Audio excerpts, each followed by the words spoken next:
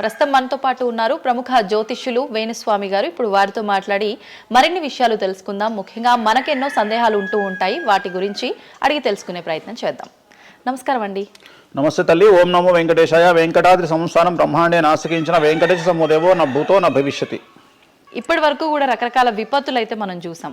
గత ఉగాది మన కొత్త సంవత్సరం నుంచి కూడా ఇప్పటి వరకు చాలా విపత్తులు చూసినాం. అంటే పంచభూతాల్లో ఒక్కొక్కటి ఒక్కొక్క ప్రళయంగా, అగ్ని ద్వారా కావచ్చు, గాలి ద్వారా కావచ్చు, రకరకాలుగా.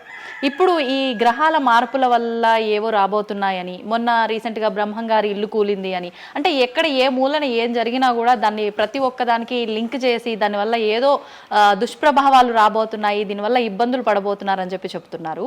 మరి ఈ 2026 మనమైతే ఉగాది నుంచి చూసుకుంటాం, కానీ ఆంగ్ల నూతన సంవత్సరం రాబోతోంది. దీని ద్వారా మనకు ఉగాది వరకు ఈ మధ్య కాలంలో ఎలా ఉండబోతోంది, గ్రహాలు రాశుల పరంగా చూసుకుంటే, పంచభూతాల పరంగా చూసుకుంటే, తర్వాత మనకి సంవత్సరం మారిన తర్వాత ఎలా ఉండబోతోంది. సో రాబోతున్నటువంటి సంవత్సరం పేరు కూడా చాలా చాలా చాలా కాంట్రవర్షియల్ నేమ్, పరాభవనామ సంవత్సరము. పరాభవము అంటే ఓటమి, అవమానంతో కూడిన ఓటమి అని అర్థం. పరాభవము దుర్యోధనుడికి మయసభలో జరిగినది పరాభవము. సో అలాంటి పరాభవము ఎవరికి జరుగుతుంది అంటే, ఎవరి జాతకంలోనైతే ఏలినాటి శని ఉందో, 6వ స్థానంలో శని ఉన్నాడో, 8వ స్థానంలో శని ఉన్నాడో, 12వ స్థానంలో గురువు ఉన్నాడో, వాళ్లకు ఈ సంవత్సరం సంచలనాలు ఉండబోతా ఉన్నాయి. అది మేషరాశి కావచ్చు, మీనరాశి కావచ్చు, సింహరాశి కావచ్చు. సో ఇలాంటి వారికి ఈ సంవత్సరం పెను సంచలనాలు ఉండేటువంటి అవకాశాలు ప్రస్ఫుటంగా కనిపిస్తూ ఉన్నాయి. సో ఇది ఓవరాల్గా సంవత్సర ఫలితము. ఇక 12 రాశులకు సంబంధించి ముందుగా మేషరాశి కనుక తీసుకున్నట్లయితే, మేషరాశికి ఈ సంవత్సరము ఏలినాటి శని నడుస్తూ ఉంది. సో ఏలినాటి శని ఒక పక్క గురువు బాగాలేడు, ఒక పక్క రాహు బాగాలేడు, ఒక పక్క కేతు బాగాలేడు. సో ఇలాంటి సందర్భంలో పెను సంచలనాలకు కారణభూతమయ్యేటువంటి అవకాశం ఉంది. సో విద్యార్థులకు ఉత్తీర్ణత శాతం తగ్గుతుంది, కోరుకున్న ప్లేస్మెంట్స్ రావు, వీసా రిజెక్ట్ అయ్యే అవకాశం ఉంది. ఉద్యోగస్తులకు పై అధికారుల వల్ల సమస్యలు ఉంటాయి, ప్రమోషన్లు ఆగిపోతాయి. సో బదిలీలు చాలా దూరంగా బదిలీలు అయ్యే అవకాశం కనిపిస్తూ ఉంది. రాజకీయ నాయకులకు ఫెయిల్యూర్స్ కనిపిస్తూ ఉన్నాయి, ఉన్న పదవులు కోల్పోయే అవకాశం కనిపిస్తుంది, ఎన్నికలలో ఓటమి కనిపిస్తూ ఉంది. రైతులకు మొదటి పంట కంటే రెండవ పంట బాగుండే అవకాశం ఉంది. కళాకారులకు, క్రీడాకారులకు అవకాశాలు తగ్గిపోయి ఆదాయం తగ్గిపోయే అవకాశం ఉంది. స్త్రీలకు సంబంధించి భర్తల మధ్యన గొడవలు అయ్యే అవకాశం ఉంది. అలాగే వ్యాపారస్తులకు, బ్యూరోక్రాట్లకు ఈ సంవత్సరం ఏసీబీ, సిబిఐ, సిఐడి లాంటి కేసులు లేదా ఈడీ కేసులు కనిపిస్తూ ఉన్నాయి. ఈ సంవత్సరం ఓవరాల్గా మేషరాశి వాళ్ళని తీసుకుంటే న్యాయపరమైన ఇబ్బందులు, ఆర్థికపరమైన ఇబ్బందులు, ఆరోగ్యపరమైన ఇబ్బందులు, తండ్రికి సంబంధించిన అపమృత్యు గండము, అలాగే న్యాయపరమైన చిక్కులు, వాహన ప్రమాదాలు, భార్యాభర్తల మధ్యన గొడవలు, ఇవన్నీ మేషరాశి వారికి కనిపిస్తూ ఉన్నాయి. మరి ఏం చేసుకోవాలా అంటే, తిరునల్లా శనీశ్వర ఆలయంలో ప్రత్యేకమైన శని పూజ నిర్వహించుకోవడంతో పాటు నలుపు రంగు దుస్తులకు దూరంగా ఉండడము, నలుపు చెప్పులు, నలుపు వాహనాలకు దూరంగా ఉండడము, లెదర్ వస్తువులకు దూరంగా ఉండడము, నలుపు లెదర్ వస్తువులకు దూరంగా ఉండడం వల్ల సమస్యల నుండి గట్టెక్కుతారు. ఏడాదంతా వీటికి దూరంగా ఉండాలి. మరి తర్వాత నెక్స్ట్ వృషభ రాశి. సో వృషభ రాశి వారికి ఈ సంవత్సరం 100కు ఇంచుమించుగా 75% అనుకూలంగా ఉంది. రాహువు, కేతువు, గురువు, శని అనుకూలత కనిపిస్తూ ఉంది. చాలా బాగుండబోతా ఉంది. ఈ సంవత్సరం మే నుండి విపరీతమైన రాజయోగం పట్టబోతా ఉంది. చాలా అనుకూలంగా ఉంది. విద్యార్థులకు ఉత్తీర్ణత శాతం ఉంటుంది. స్త్రీలకు అనుకూలమైన ఫలితాలు ఉంటాయి. స్త్రీలకు మీ ఇంట్లో కమాండింగ్ అంతా మీదే ఉంటుంది. రాజకీయ నాయకులకు ఎన్నికలలో విజయాలు సాధిస్తారు. డబ్బులు ఎక్కువ ఖర్చైనా విజయాలు సాధిస్తారు. అలాగే రైతులకు 2 పంటల దిగుబడి, రాబడి బాగుంటుంది. విద్యార్థులకు కోరుకున్న ప్రదేశాల్లో సీట్లు వస్తాయి. ఉత్తీర్ణత శాతం పెరుగుతుంది. అవివాహితులకు వివాహ యోగ సూచనలు కనిపిస్తున్నాయి. సంతానం లేని వారికి సంతాన యోగం కనిపిస్తూ ఉంది. వ్యాపారస్తులకు, అన్ని రంగాల వ్యాపారస్తులకు అనుకూలమైన ఫలితాలు ఉండబోతా ఉన్నాయి. క్రీడాకారులకు, కళాకారులకు అవకాశాలు, ఆదాయము పెరుగుతాయి. ఓవరాల్గా ఈ సంవత్సరం పూర్తి స్థాయిలో మీకు ఎటువంటి సమస్యలు కనిపించడం లేదు. చాలా బాగుంది కాబట్టి మీకు ఎటువంటి రెమెడీస్ అవసరం లేదు. వీలైతే సోమవారం నాడు శివాలయంలో రుద్రాభిషేకాన్ని నిర్వహించుకోండి. సో నెక్స్ట్ మిథున రాశి. ఈ సంవత్సరం ఏదైనా రాశి 100కు 110% అనుకూలంగా ఉంది అంటే మిథున రాశి. సో గురువు, రాహువు, కేతువు అన్ని గ్రహాలు అనుకూలంగా ఉన్నాయి. పట్టిందల్లా బంగారంగా ఉంటుంది. గురువు అతిచారం వల్ల మీ జాతకం చాలా బాగుండబోతా ఉంది. గత 10 సంవత్సరాల నుండి మీరు పడుతున్నటువంటి కష్టాలన్నీ తొలగిపోయే అవకాశాలు కనిపిస్తూ ఉన్నాయి. సో కొత్త స్పీడ్తో ముందుకు వెళ్ళండి, కొత్త ఆలోచనలు చేయండి, ఎంత గొప్పగా జీవితంలో ముందుకెళ్లాలో ప్లాన్ చేయండి, చాలా గొప్పగా ఆలోచించండి, చిన్నగా ఆలోచన చేయకండి. గురువు విపరీత రాజయోగాన్ని ఇవ్వబోతా ఉన్నాడు. దైవబలం మీకు అనుకూలంగా ఉంది, గురుబలం మీకు అనుకూలంగా ఉంది, శనిబలం మీకు అనుకూలంగా ఉంది. కాబట్టి కొత్త వ్యాపారాలు ప్రారంభించండి. విపరీతమైనటువంటి చాలా గొప్పగా కలలు కనండి. ఆ కళలను సాకారం చేసుకునే దిశగా ప్రయాణం చేయండి. విద్యార్థులకు అనుకూలంగా ఉంది, ఉద్యోగస్తులకు అనుకూలంగా ఉంది, వ్యాపారస్తులకు అనుకూలంగా ఉంది, రైతులకు 2 పంటలు అనుకూలంగా ఉంది. సో ప్రతి వాళ్ళు చెరువులు, తర్వాత చేపల చెరువులు, రొయ్యల చెరువులు పండించే వాళ్ళకు అనుకూలంగా ఉంది, పౌల్ట్రీ ఫామ్ వాళ్ళకు అనుకూలంగా ఉంది, రాజకీయ రంగం వారికి అనుకూలంగా ప్రజల్లో మంచి మార్పులు కనిపిస్తూ ఉన్నాయి. స్త్రీలకు మీదే కమాండింగ్గా ఉంటుంది, కుటుంబంలో మీరు ఏం చెప్తే అది జరిగేటువంటి అవకాశాలు కనిపిస్తూ ఉన్నాయి. సో మిథున రాశి వారికి పూర్తి స్థాయిలో అనుకూలంగా ఉంది. ఎటువంటి రెమెడీస్, ఎటువంటి పూజలు అవసరం లేదు. అద్భుతం అయితే వీళ్ళది. నెక్స్ట్ కర్కాటక రాశి. సో నెక్స్ట్ కర్కాటక రాశి. సో కర్కాటక రాశి వారికి కూడా ఇంచుమించు 90% అనుకూలంగా ఉంది. కాకపోతే ఇక్కడ ఉన్న సమస్య ఏంటి అంటే మే వరకు 2026 మే వరకు కొద్దిగా వీళ్ళకు గురువు 12వ ఇంట్లో ఉన్నాడు కాబట్టి కాళ్ళు చేతులు విరిగే అవకాశం ఉంది, దెబ్బలు తగిలించుకునే అవకాశం కనిపిస్తూ ఉంది. జాగ్రత్తగా ఉండండి. సాధ్యమైనంత వరకు yellow colour, lemon yellow colour దుస్తులు ధరించే ప్రయత్నం చేయండి. చాలా అనుకూలంగా ఉండబోతూ ఉంది. రాజకీయ రంగంలో ఉండే వాళ్లకు విపరీతమైనటువంటి విజయాలు సిద్ధిస్తాయి. జనాల్లో అనుకూలమైన వాతావరణం ఉంటుంది. వ్యాపారస్తులకు విశేషించి అనుకూలంగా ఉంటుంది. విద్యార్థులకు అనుకూలంగా ఉంటుంది. అలాగే రైతులకు అనుకూలంగా ఉంటుంది. కళాకారులకు, క్రీడాకారులకు మరీ అనుకూలంగా ఉంటుంది. కాకపోతే ఓవరాల్గా కర్కాటక రాశి వారికి ఈ సంవత్సరం కొద్దిగా శత్రువుల యొక్క బెడద ఒక 10% కనిపిస్తూ ఉంది. కానీ శత్రువులను పట్టించుకోకండి. శని బలం వల్ల వాళ్ళు ఎంత ప్రయత్నాలు చేసినా, రాహు బలం వల్ల వాళ్ళు ఎంత ప్రయత్నాలు చేసినా మిమ్మల్ని ఎవరు ఏమీ చేయలేరు. సో మీరు చేయాల్సింది ప్రతి గురువారం నాడు లెమన్ ఎల్లో దుస్తులు ధరించే ప్రయత్నం చేయండి. అలాగే శ్రీకాళహస్తిలో గురు దక్షిణామూర్తి వద్ద గురువారం నాడు గురుహోరలో గురువుకు అంటే దక్షిణామూర్తికి అష్టోత్తర పూజ చేయించుకోండి. అలాగే పసుపు రంగు పువ్వు ఏదైనా ఉంటే అక్కడ నుండి తెచ్చుకొని ఇంట్లో పెట్టుకోండి. మీకు అనుకూలమైన ఫలితాలు ఉంటాయి. అంటే శని వీళ్ళకి ఫేవర్గా ఉన్నాడు అంటే శని వీళ్ళకి చాలా ఫేవర్గా ఉన్నాడు, రాహు ఫేవర్గా ఉన్నాడు, కేతు ఫేవర్గా ఉన్నాడు, మే నుండి గురువు కూడా ఫేవర్గా ఉంటాడు. అది ఉన్న చిన్న చిన్న ఇబ్బందులకు కూడా ఏమైనా దానాలు అలాంటివి అదే మనం చెప్పినందుకు గురువు లెమన్ ఎల్లో కలర్ గురువుకు దక్షిణామూర్తి సరిపోతుంది. ఇంకా అవసరం లేదు, దానాలు అవసరం లేదు. మరి తదుపరి రాశి. సో నెక్స్ట్ సింహరాశి. సింహరాశికి ఈ సంవత్సరం అష్టమ శని నడుస్తూ ఉంది. గురువు వ్యతిరేకమైన ఫలితాలు, రాహు కేతువు చాలా నెగిటివ్గా ఉన్నారు.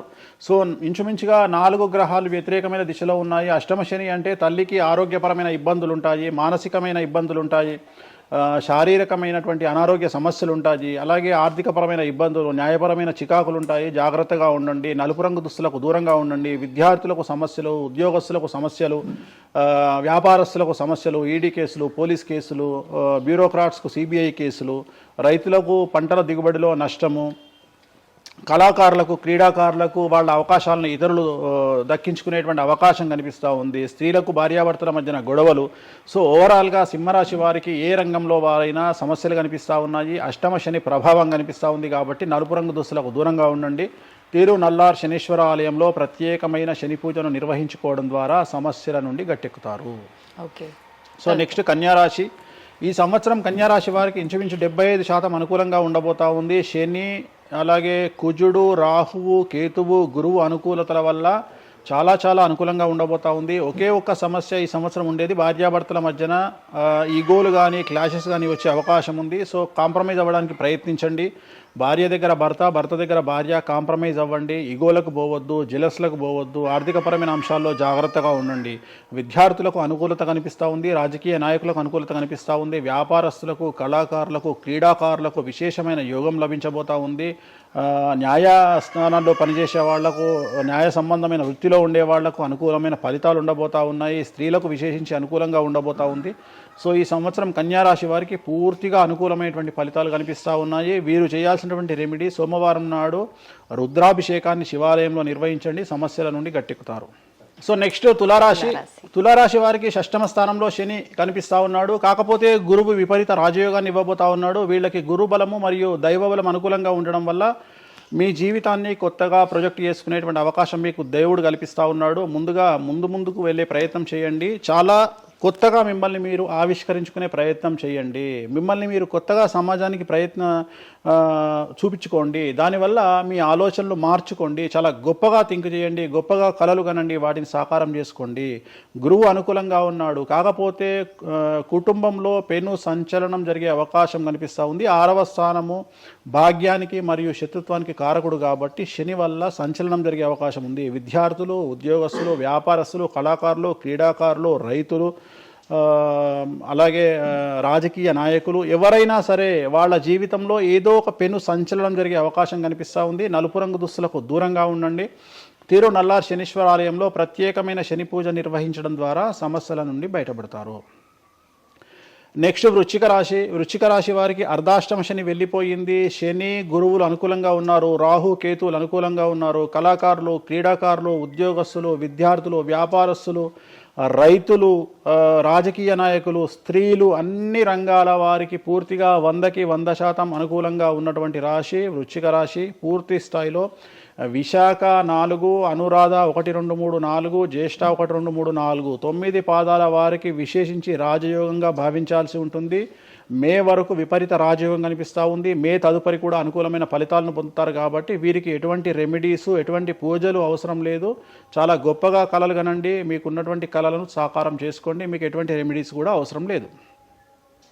నెక్స్ట్ ధనుసు రాశి వారికి అర్ధాష్టమ శని నడుస్తూ ఉంది. అర్ధాష్టమ శని అనేటువంటిది డబ్బులను అధికంగా ఇచ్చి ఆ డబ్బుల ద్వారా సమస్యలు తెచ్చేటువంటి ఒక పరిస్థితి.